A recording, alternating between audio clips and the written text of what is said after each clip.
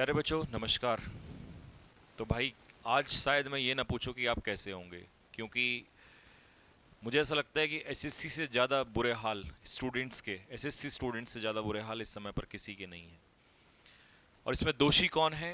हम दोषी ठहरा रहे थे कल से एडुक्विटी को, लेकिन अगर आज आप दोबारा कहानी को सुनोगे तो पता चलेगा कि सरदार कोई और है और सरदार एसएससी ही है। वो बात अलग है कि एसएससी के भी सरदार कुछ और लोग हैं, लेकिन वहाँ हम बाद में बात करेंगे। बट कल हमारी साथ समस्या क्या आ रही थी? कल प्रॉब्लम आ रही थी ये कि हम बोल रहे थे कि एडिक्विटी जो है अच्छे से सेंटर्स पे अपना एग्ज़ाम कंडक्ट नहीं करवा पा रहा है। आज क्या क्या प्रॉब्लम खड़ी होती है मैं वो भी आपको बताता हूँ। पहले तो जो कल वाली समस्याएं हैं वो आपको पता ही होंगी कि बच्चों को पहले तो 500 किलोमीटर, 1000 किलोमीटर, देहरादून में एक बच्चा देहरादून में आता है राजस्थान से, वही मुझे मैसेज भेजता है कि भैया मेरा एग्ज़ाम जो है वो नीचे साउथ में पड़ा हुआ है। तो मतलब पूरा भारत भ्रमण कराया हुआ है। चलिए जी, ये भी चीज़ समझ में आती है कि बच्चों को अगर नौकरी लेनी है तो वो कहीं भी चला जाएगा। दूसरी बात है कि अगर वो वहाँ पहुँच रहा है तो जस्ट 10 मिनट पहले उसको कह दिया जाता है कि आपका एग्ज़ाम कैंसिल है, जो कि हुआ भी है, आपने अलग अलग सेंटर पर देख लिया होगा। फिर उसके बाद प्रॉब्लम क्या आती है कि कुछ बच्चों को एडमिट कार्ड जो है, अभी आप क्या नोटिस कर रहे हैं कि कुछ बच्चों के एडमिट कार्ड्स, उनको ये भरोसा नहीं है, अभी तक भी एडमिट कार्ड्स नहीं आए हैं। 3 दिन बाद एग्ज़ाम होना है। आपका 50 किलोमीटर, 100 किलोमीटर अगर कहीं हमें जाना होता है तो भी हम 2-3 दिन पहले अरेंजमेंट कर लेते हैं। बच्चों को हजार हजार किलोमीटर जाना है तो, लेकिन बच्चों के पास ये भी पता नहीं है कि उनका जो सेंटर है वो कहाँ पड़ेगा। ये मैंने कल भी वीडियो में कहा था कि अभी ये समस्या जो है ये सिर्फ फेज 13 वाले बच्चों को सामना करना पड़ रहा है। लेकिन अगर बात सीजीएल पे पहुंची तो बहुत बड़ी होगी, लेकिन ऐसा नहीं है। आप समझिएगा, बात तो बड़ी हो चुकी है, क्योंकि फेज 13 में भी बहुत सारे ऐसे बच्चे हैं। आप कमेंट बॉक्स में नीचे मुझे बताएंगे, बहुत सारे ऐसे स्टूडेंट हैं जो एसएससी सीएचएसएल आगे देगा, सीजीएल देगा, आगे स्टेनो देगा। वो बहुत सारे स्टूडेंट इसमें हैं, क्योंकि एक बच्चा अलग अलग फॉर्म फिल करता है। सबसे बड़ी प्रॉब्लम कि उस बच्चे के साथ ये समस्या चल रही है। अब जो घर में बैठा हुआ है वो इस बात से डर रहा है कि मेरे साथ क्या होगा। पैटर्न पे क्या हुआ, एडुक्विटी क्या कर रही है, वो तो हम बाद में ही चर्चा करेंगे। पहले एसएससी की जो ये हरकतें हैं, जो ये नापाक हरकतें इस समय चल रही हैं, वो सुन लीजिए। दूसरा, रात को 12-12, 1-1 बजे तक हमारे पास बच्चे मैसेज भेजते हैं कि भैया देखिए अभी तक हमारा एडमिट कार्ड का पता नहीं चल रहा है कि होगा क्या। कुछ बच्चों ने एडमिट कार्ड रात को निकाला, सुबह जब वो दोबारा उसको डालते हैं, क्योंकि रात को वो डाउनलोड नहीं कर पा रहे होंगे, तो दोबारा करते हैं तो वहां से ऑप्शन ही हट जाता है, उनका एडमिट कार्ड ही सामने नहीं आ रहा है। इसमें एडुक्विटी की गलती नहीं है, इसमें सरासर एसएससी की नीच हरकत है। यहां एसएससी ही को ही ब्लेम किया जाएगा। दूसरी बात, अभी आपने इस बारे में पढ़ा होगा और सुना भी होगा कि जो एडुक्विटी है ये ब्लैकलिस्टेड कंपनी है, ये मध्य प्रदेश में एग्जाम कराती थी। और ये बात ऐसा नहीं है कि कोई टीचर बोल रहा है या हम इसको पढ़ के बोल रहे हैं, ये बात न्यूज़पेपर्स में छप चुकी है। जब ये बात पहले से पता थी एसएससी को, लेकिन सिर्फ कारण क्या है, क्योंकि टीसीएस ने जो बिडिंग की थी वो ज़्यादा प्राइस पे की थी, कि मान लो हम जो है उसको 350-400 रुपए में कराएंगे, और एडुकेटी ने उसकी बिडिंग, यानी कि सीधी सी बात है पैसे का खेल हुआ। उस पैसे के खेल की वजह से इन्होंने टीसीएस को हटाया। अब अब जो एडुकेटी अपने रंग दिखा रहा है, और कई जगह से बच्चों ने ये भी वीडियोस भेजा है कि भैया यहां पर जो है मोबाइल लेके अंदर जा रहे हैं, मतलब सीधी सी बात है सीटें नकल हो रही है, और कोई नहीं जानता कि सीटें भी बिक चुकी होंगी। अब जो मेहनती बच्चा है वो इसमें परेशान है। जो हम जैसे टीचर्स दिन रात साल भर से लगातार पढ़ा रहे हैं, वो कोई मतलब नहीं बनता। जो बच्चे रात रात भर पढ़ते हुए, मैं कल भी कह रहा था कि बच्चे जो है जवानी में बूढ़े हो गए हैं, हालात ऐसे हो गए हैं कि ना खाना खा पा रहे हैं, ना बेचारों को ये समझ में आ रहा है। उन बच्चों के बारे में कौन सोचेगा? देखिए, मैं किसी चीज़ को गलत नहीं ठहरा रहा हूं या मैं किसी चीज़ के खिलाफ नहीं बोल रहा हूं, बट मेरा सिर्फ इतना कहना है कि कल भी मैं इस बात को कह रहा था, मैं आज फिर आपको सामने इसी चीज़ को कहने के लिए आया हूं कि अब ट्विटर कैंपेन से कुछ नहीं होगा। ट्विटर कैंपेन बहुत बार हो चुका है, पहले भी बहुत ट्विटर कैंपेन हुए हैं। रेलवे में तो इतने स्टूडेंट्स थे, क्या हुआ उससे आपने देखा। मैं एक बार फिर से सभी टीचर्स कम्युनिटी से हाथ जोड़ के रिक्वेस्ट करने आया हूं कि सभी लोग जितना जल्द से जल्द हो सके, फिर से चीज़ मैंने थंबनेल पे भी इसीलिए कहा है कि अगर स्टेनो और सीजीएल से पहले इसको नहीं रोका गया तो शायद बहुत ज्यादा देर हो जाएगी, फिर हम दवाई भी देंगे तो ये बीमारी ठीक नहीं होगी। तो इसमें सबसे पहले मैं तो यही कहूंगा अपनी तरफ से कि मैं अगर ये कहूं कि मैं दिल्ली से लगभग 200-250 किलोमीटर दूर देहरादून में हूं, और मैं यहां से भी अगर एक एक पल में, एक आवाज पे मैं यहां से तैयार हूं आने के लिए।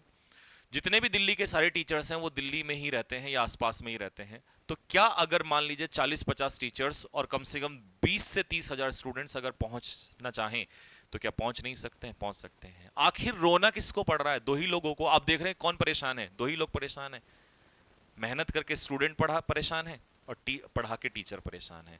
तो मेरी सिर्फ एक ही रिक्वेस्ट है टीचर कम्युनिटी के सभी टीचर्स से कि अगर अब आवाज इसके खिलाफ नहीं उठाई गई तो दोनों को झेलना पड़ेगा। मैं कल भी यही कह रहा था, आज फिर से बोलूंगा, ये टीचर्स को भी झेलना पड़ेगा और ये स्टूडेंट्स को भी झेलना पड़ेगा। टीचर्स को कैसे भी झेलना पड़ेगा वो भी सुनिएगा। जब पिछले 3 से 4 साल से टीसीएस पेपर करा रहा था तो सभी टीचर्स ने जो पढ़ाया वो किसके हिसाब से पढ़ाया? ऑब्वियस सी बात है, टीचर्स के हिसाब से ही पढ़ाएंगे। अब बच्चे को मान लो, मैं जैसे पहले इंग्लिश की बात कर लेता हूं, बाकी सब्जेक्ट छोड़ दीजिए। लगातार जब से टीसीएस पेपर करा रहा है तो उसका एक पैटर्न होता है और उसने अपने पैटर्न में सिलेबस में लिखा भी है कि भाई ये चीजें आएंगी, तो बच्चा उसी हिसाब से पैसेज, क्लोज टेस्ट, पीक्यूआरएस और आपका एक्टिव पैसिव और वोकैबुलरी सब तैयार करके जाता है। ये क्या करते हैं, ये वहां से सब कुछ ही हटा देते हैं। ना क्लोज टेस्ट देंगे, ना पैसेज देंगे, वोकैबुलरी भी नहीं देंगे। इन्होंने कहा हम बिल्कुल नया लेकर आएंगे। तो फिर तो ये तो वो वाली बात हो गई ना कि आपके जो मन में आ रहा है आप वो कर रहे हैं। और इस बात का क्या ही भरोसा है कि अगर अभी स्टेनो का एग्जाम आएगा वहां पर कुछ और नई चीज देखने को मिल जाएंगी।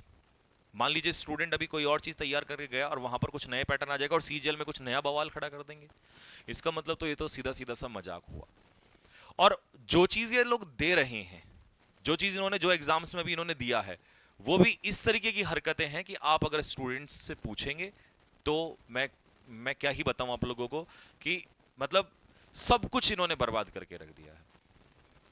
तो भाई मेरी सभी टीचर से यही रिक्वेस्ट है, और खासकर इस समय पर इस मुहिम को अभिनय सर लीड कर रहे हैं। सर मेरी स्पेशली रिक्वेस्ट है आपसे कि इसको जितना जल्दी हो सके, क्योंकि आपने वीडियो बनाई इसके ऊपर, मैंने वो वीडियो भी देखा, मैंने और टीचर्स का भी वीडियो देखा। इसमें आपने इसमें वीडियो बनाया और एक मैसेज दिया कि अब इसमें आगे आना पड़ेगा। सर अगर आप इसका इंतजार करेंगे आगे आने का तो शायद बहुत देर हो जाएगी, क्योंकि सबसे बड़ी दिक्कत पता है क्या है? क्योंकि हम एज ए टीचर तो ये देख रहे हैं कि कब तक लोग आएंगे और स्टूडेंट्स का खून कब खौलेगा।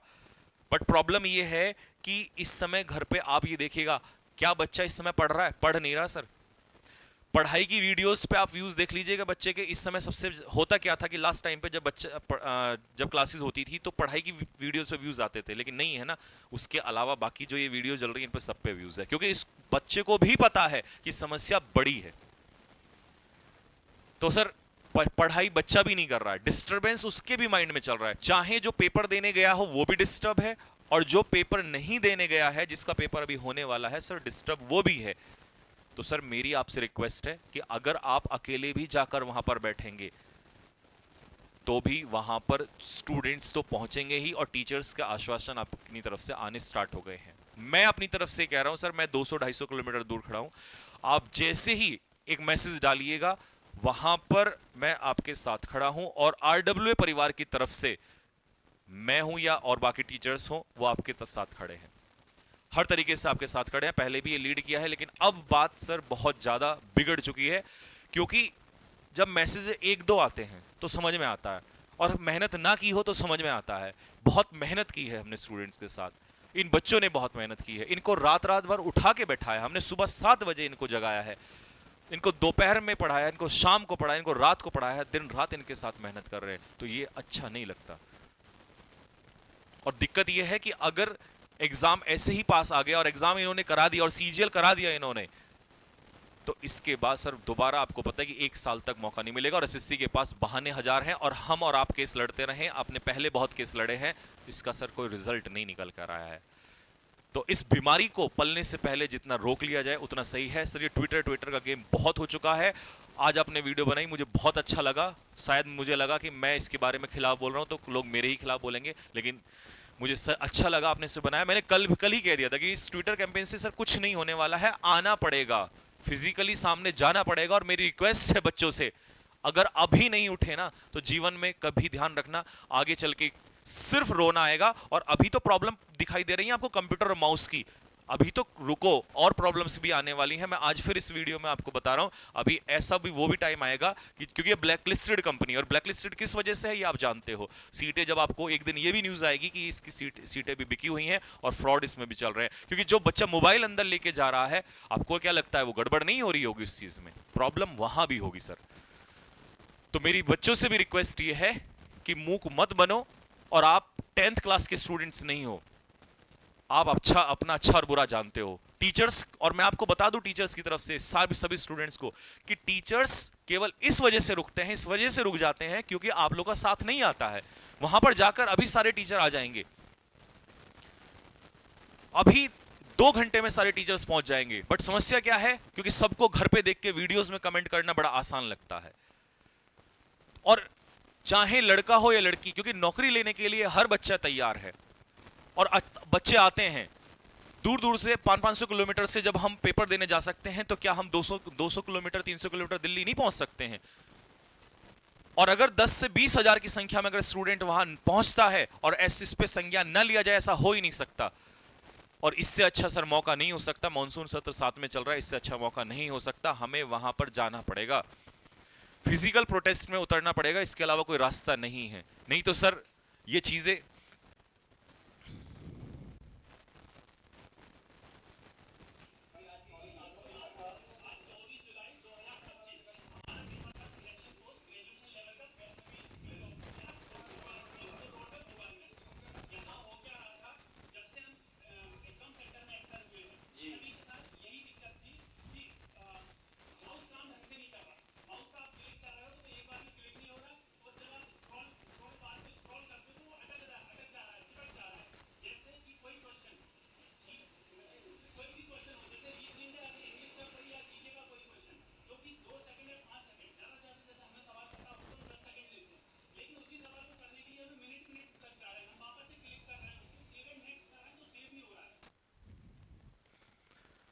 ये किसी एक सेंटर की समस्या नहीं है, ये बहुत सारे सेंटर्स की समस्या है। अब इसमें भी 2 हिस्सों में बच्चे बटेंगे, जिनका पेपर सही हो गया वो, और जिनका पेपर खराब हो गया ये। ऐसे जाने हजारों बच्चे हैं, तो इन्होंने ऐसी क्या गलती की जिनका पेपर अटक जा रहा है, जिनके माउस खराब हो जा रहे हैं, जिनको एग्जाम देने से रोक दिया जा रहा है, या जिनको ये बोल दिया जा रहा है कैंसिल हो गया, फिर वो वापस जाएगा? इतना आसान नहीं होता। अगर दौड़ने से पहले किसी एथलीट को ये कह दोगे नहीं आज तुम्हारी रेस नहीं है और जाओ फिर से वापस आना, तो आधा तो मेंटली वहीं पर डिस्टर्ब हो जाता है।